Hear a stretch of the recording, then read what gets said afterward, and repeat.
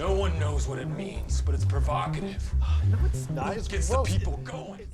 Okay, we got Team Deakins live. It's unreal for me because I didn't expect that here in Poland we will see you, James, and you, Roger, on the couch in some Katowice hotel. So everything is possible, especially for guys like me that, you know, living in dreams and living in movies every day, like we are making podcast and as well making movies. So let's proceed, and I will use your text from opening of every podcast that we start with a specific question and end No. who knows where. Yeah, right, okay. Yeah, so the first one, let's start by Byways. So Roger, please tell me what's the story behind Byways as a project? Not much of a story, really. I mean, I started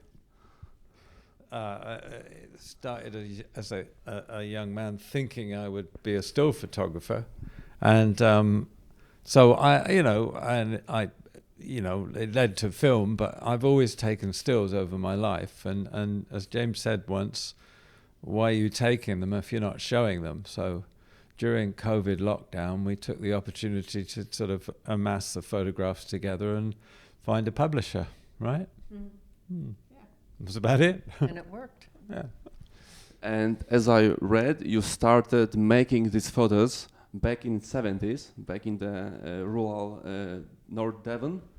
Yeah, well, I was at art college, and that's when I really discovered I like photography, image making. And I was lucky enough after art college to get, it was less than a year, working at an art center, and the idea was to record rural life, yeah. So it was a great year for me to just kind of work and experiment and, explore with a camera. And and it lasted like till this day, like you still making photos like that? Yes, I was out in Katowice yesterday for about 6-7 hours wandering around with my camera, yeah. Oh, exactly. And what's the camera? You use the same one throughout the years or you change? No. I started off with a very cheap second-hand Praktika, and I think the lens was even a plastic lens, you know. I mean, it was very cheap stuff when I was a student, but now I work with a Leica, so. But in Byways, it's like the photos from that camera, the cheap one, the plastic one, as well as, you know, the recent ones made out of better one. Yeah, I think there's 2 photographs in there taken with the cheap camera. As soon as I started photographing for the art center, I bought a slightly better camera and then gradually moved up, you know, in cameras.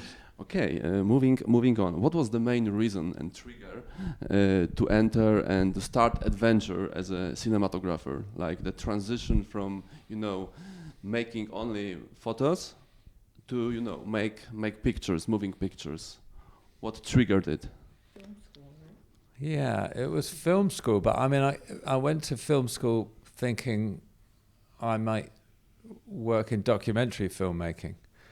Because that was my photography was more or less like documentary, and I thought it would be nice if the photos spoke, I suppose. So I thought documentary film was the way to go. So I entered film school thinking that was where I was going to go, and at film school I shot a lot of films for other students because they liked my documentaries. They liked the way I photographed my documentaries, I guess. So they asked me to shoot their drama films. But when I left film school, then I was working in documentary primarily for about 7 years, I suppose. And then gradually again, people started asking me to shoot dramas, and it just sort of happened, really. You know, it wasn't a deliberate choice on my part. It was just life took me on this journey, I suppose. Yeah, and recently I heard the episode with Alex from the Territory movie. Oh, yeah. And he asked you if you will maybe again or back to directing or making a documentary as a movie, and you said like you are not sure about it. No, I mean, you kind of daydream about things like that, but I don't know, the world's changed a lot since I was making documentaries or shooting documentaries. And I'm there's not also sure not now. as many documentaries these days anyway being made, I don't Well, think. it's not that many stand out. There's a lot of Yeah. stuff being shot. I'm kind of more interested in still photography now, frankly, I think.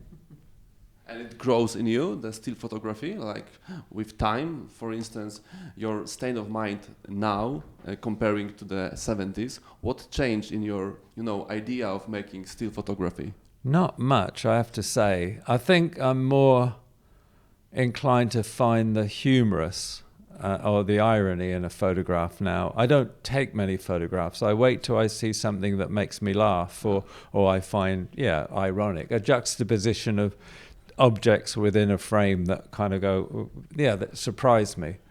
I don't take photographs just because I like the shot, I like the composition or something.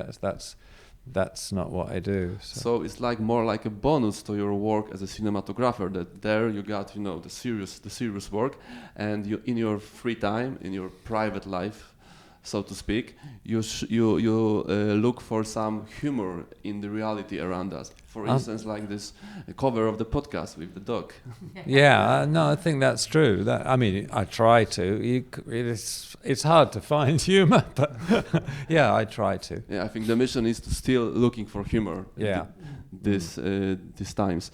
Okay, and if you must say, what's the relation of talent to hard work and dedication with you as you think of your career?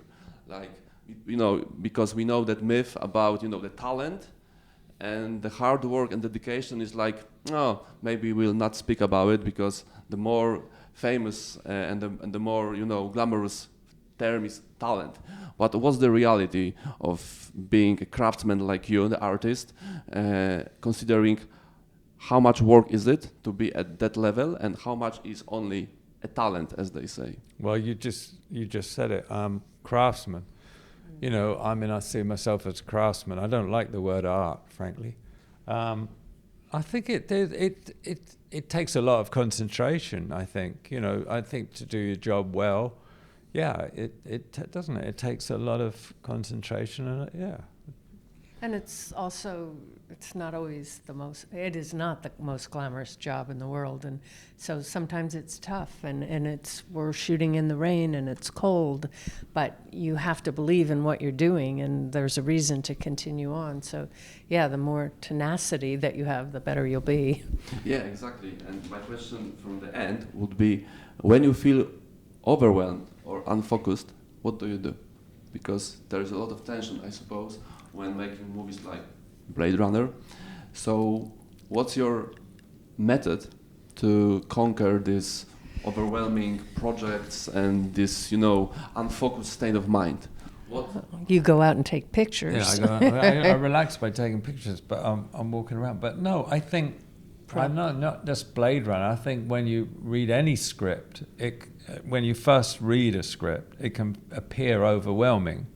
But that's the thing about hard work, is you start and you break it down. You break it down with a director and you kind of say, what are the elements we need? How are we going to kind of create the individual parts that make the whole? And when you sort of analyze a script and work with the practical issues of how you make the film, then it becomes easier, especially if you're we've been so lucky working with the directors we work with. It's such a sort of wonderful collaboration. So you're not by yourself. You work with a crew of people. I mean, I've been working with the same camera assistant, a good friend of ours, for over 30 years. So you have support of all these people. So, it can appear daunting, like a Blade Runner or 1917 in particular felt daunting, the idea of what was being asked for. But I say you kind of work it out. It then becomes a sort of just practical issues. Yeah, and the more that you work it out and prep, the more you're actually present on the shoot day, because you're not trying to figure out what you're going to do because you've already sort of figured that out. You can just see what's in front of you and react That's to right, that. isn't it?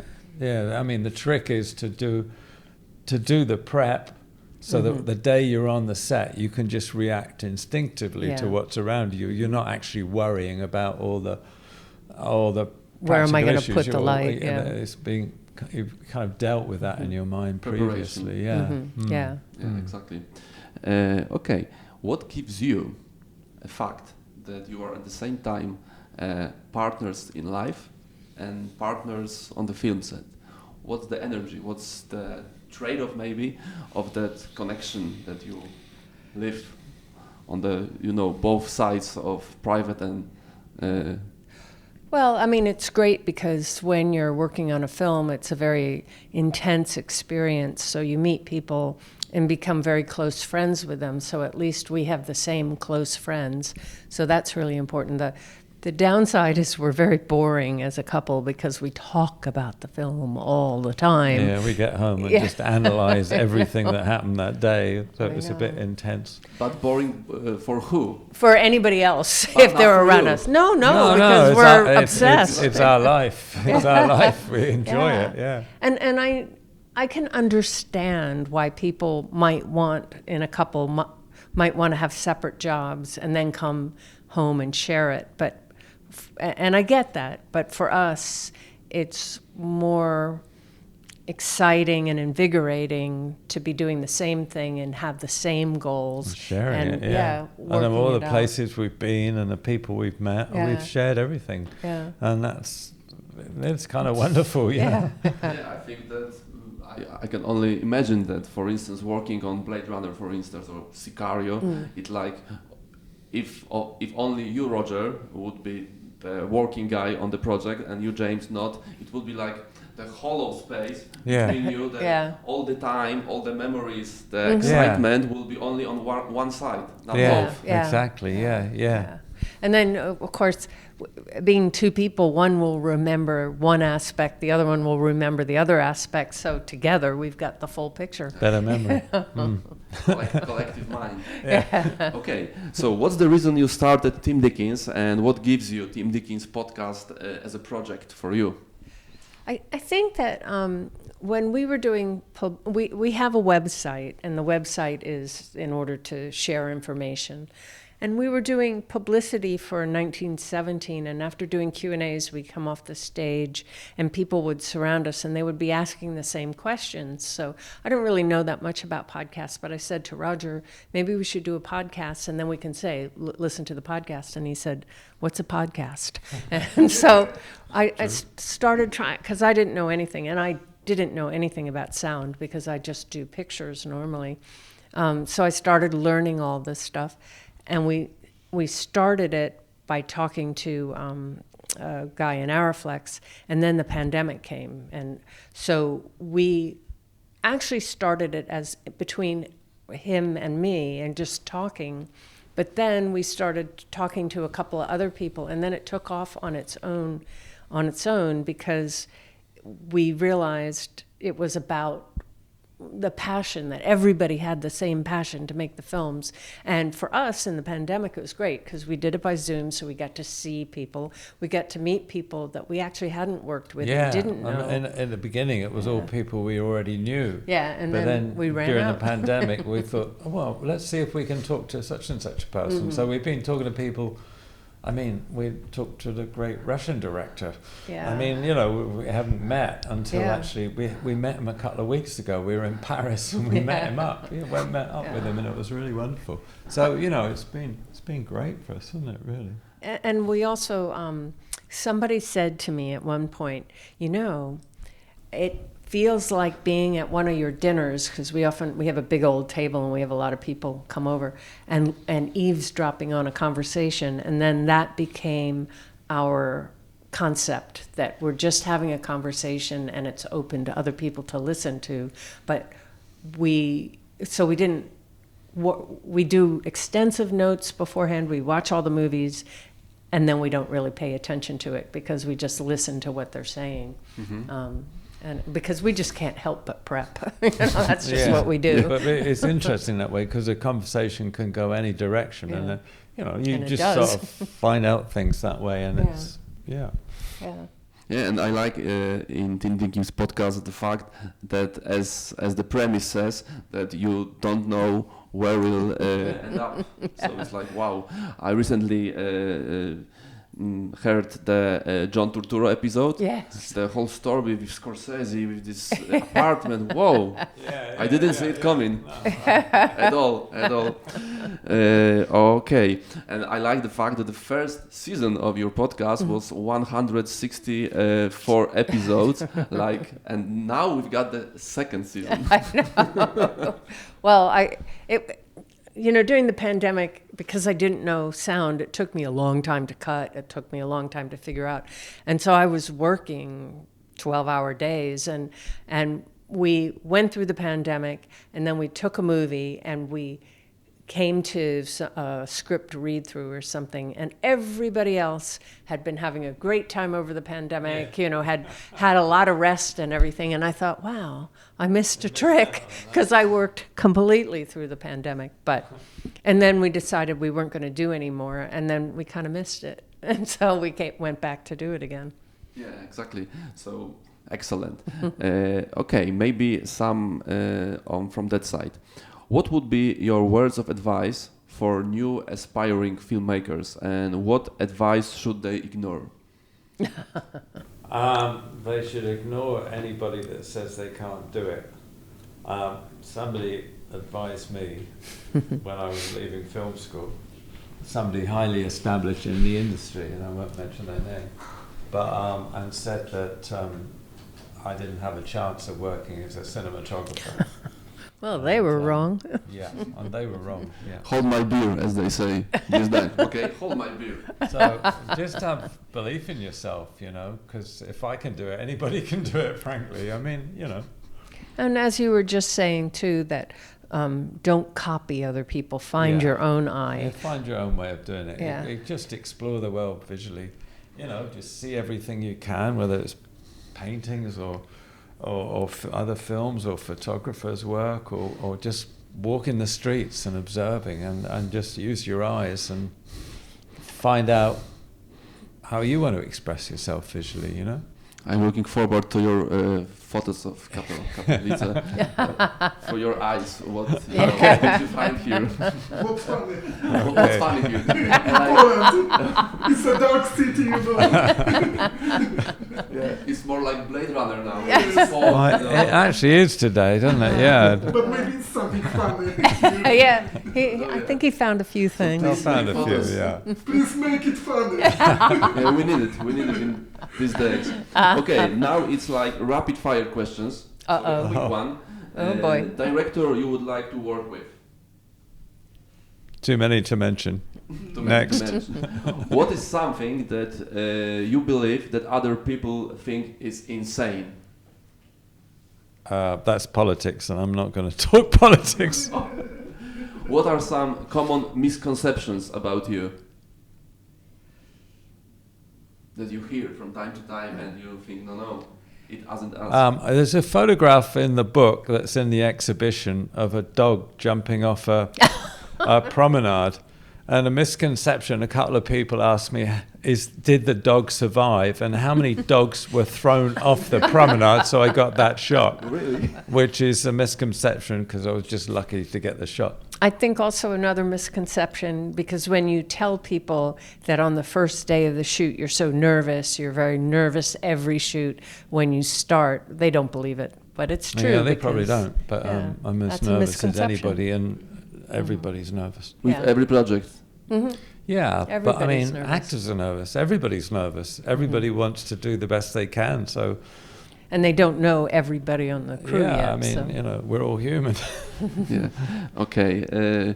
What's the movie you came back to most often? Like you like to revisit? Army of Shadows by Jean-Pierre Melville. Okay. Great. Why? And why? Why to? Why? That's a great movie. It's one of the great movies. But there's a number. Ivan's Childhood, Andrei Tarkovsky. I revisit that a lot as well. Okay. They're very dark, grim movies. I'm drawn to them, I guess. Okay. Tell us something about the Oscar experience. How was that? Like you fought for the Oscar for how many times it was? I don't know. It was a few, but 13. we didn't fight for it. It just happens. Yeah. It's you can't be doing your craft for that. Yeah, of course. Because it's just kind of crazy, and Yeah. it was a big surprise after all that time when they Yeah. called out his name. But you know, those, like all the awards things, they're a celebration of movies. So, you know, how do you say one film is better than another? I mean, Ivan's Childhood was never at the Oscars, for God's sake, and that's one of the best films ever made, as is Army of Shadows, or how many more films could you mention that were never at the Oscars? Frankly, most of my favourite films from history were never at the Oscars. Same here. So, yeah. Exactly. So basically, it didn't change anything. Like, you do the thing the old way, and you know, because I can imagine that for some guys, it could be like, you know, the big boost of confidence, big boost of ego, that kind of way. No, it's more a problem, really, because I got a great reputation as being somebody that never won. And now I've won, and now people don't you talk lost about that me anymore. reputation. And more than one, to be Yeah, precise. right. Yeah, see, that was even worse. Actually, There will be next. actually, a great friend of ours, Chris Menges, who won 2 Oscars, said the trouble was that after that, people didn't offer him so much work because they thought he would be too expensive and too high-powered. You know what I mean? And it's like, so, yeah, you got to be careful. Like the curse that you are, Yeah, you know, yeah, more pricey, and people Yeah. Yeah. avoid you. Like, oh Yeah. no, he's up here. yeah. We need middlemen. Yeah, so in a way, I'm very glad it's come late in my career, really. And so, what's on the plate for you next? Like in the projects beside Tim Deakins these days, like what's coming? Because we are waiting, of course, in Poland for the premiere of Empire of Light. I've only seen the trailer. It looks like Roger Deakins 100% with these colors, with these slides. So that's behind. That's ahead of me. But what's ahead of you? Nothing right now. Nothing. We haven't found a script yet that, you know. Nobody that we're- sent us the script, Well- really, that we fall in love with, you know. Okay. That's the condition. Yeah, right. Fall in love with. Yeah, I yeah. mean, Yeah. it's always been like that. It's very hard to work on something You can't and put work your on passion something. into something Yeah. that if you don't really believe in it, Yeah. you know, and you know, we see our movies. We like working on films that are about people and about the real world, you know, so there's not that many being made at the moment. Well, and also it gave us a chance to take a break after the Yeah. last movie, and also to focus on the book a little bit. So we, Yeah, and- you know, I told the publisher we'd have some time, and so then we ended up coming here. Coming here, Which is yeah, great. yeah. Exactly. So the COVID made Tim Deakins as a project. Byways, I suppose, as you Yep. said, and more time for yourself Yeah. to think things through, to just Yeah. relax. So Yeah. it's like in the Monty Python, always look on the bright Yeah, side of always life. look on the bright side and try and find some funny photographs Why to don't you take. sing yeah, it yeah. now? Sing that for us.